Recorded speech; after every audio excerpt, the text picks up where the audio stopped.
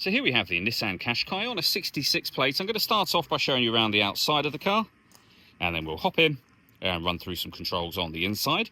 From the outside, you can see it's a 5-door car with alloy wheels. We're going to start off inside the boot area of it first of all.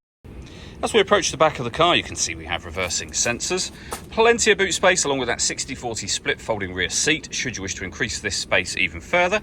And these two tray sections both lift and remove to increase that space even further again.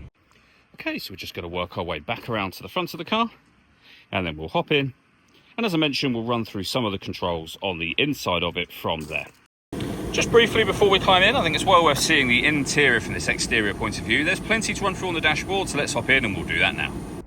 Okay, now that we're inside the car, we're going to start with the dials first of all. So over on that left-hand side, we have the rev counter and coolant temperature gauge.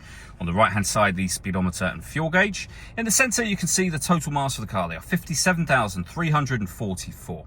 Above that, we have a digital readout for the speedometer. You can change that information using buttons on the steering wheel for various bits of trip computer and fuel economy information.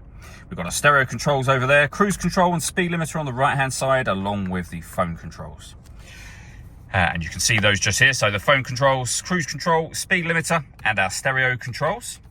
Over into the center, you have the stereo. So we're on the setup menu just there. We have, of course, got the radio, and you'll see we have AM and FM.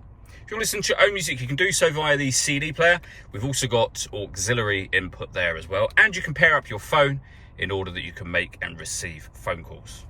Working our way down from that, we have dual zone climate control. You can adjust the passenger temperature, the driver temperature. You can increase and decrease the fan speed. You can determine what direction you'd like the air to be distributed in. That's your air conditioning off, back on again, or hit auto. The car will now maintain the temperatures that you've asked for by taking full control of the fan speed and the direction of the air. You can manually override that whenever you wish to. We have a 12-volt charging socket, electronic handbrake, and the gear lever for the 6-speed manual gearbox. All that leaves me to say is thank you for taking the time to watch this video. If you'd like to come and see the car in person and have a test drive, please feel free to give us a call here at Surrey Specialist Cars. We'd love to hear from you soon.